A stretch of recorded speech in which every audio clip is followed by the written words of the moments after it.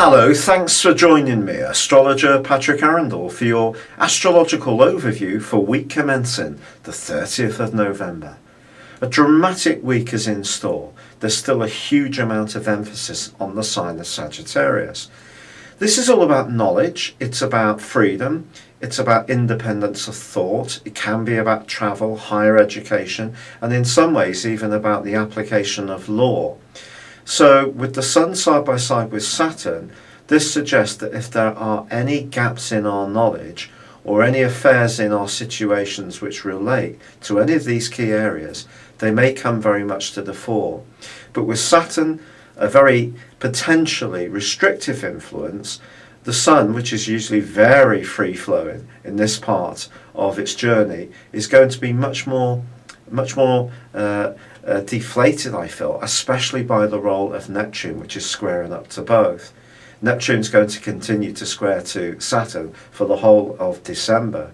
But there is also Mercury in Sagittarius, and that's broken away from Saturn. So that's freer this week, and that's forging a delicious link to Uranus. So there can be some sparkling ideas and conversations, and some pretty jolly ones too, and some unexpected opportunities. But I think any part of your situation that starts to get scrutinised, you really need to have your facts together, and they need to be accurate. Don't try to big anything up. It needs to be exactly as it is. And that's the good part of Saturn in a way, because it limits the Jupiter-ness, if you like, of Sagittarius, which sometimes can promise more than it can deliver. Now there is still also two planets in Libra in the form of Venus, its ruler, and Mars. And Mars actually feeds into that conjunction with the Sun and also Saturn in a very positive way, suggesting that determination along with attention to detail and being very much on the ball with facts and figures can be a very good thing. But there is a quarter moon in Virgo on Thursday. This is more challenging insofar as what we have here is the 6th house energy of Virgo and the 9th house energy of the Sun, and of course alongside that Saturn influence.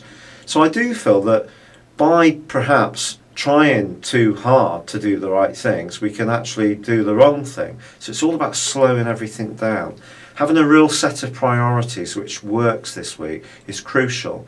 And not getting caught up in trying to be too much of a people pleaser.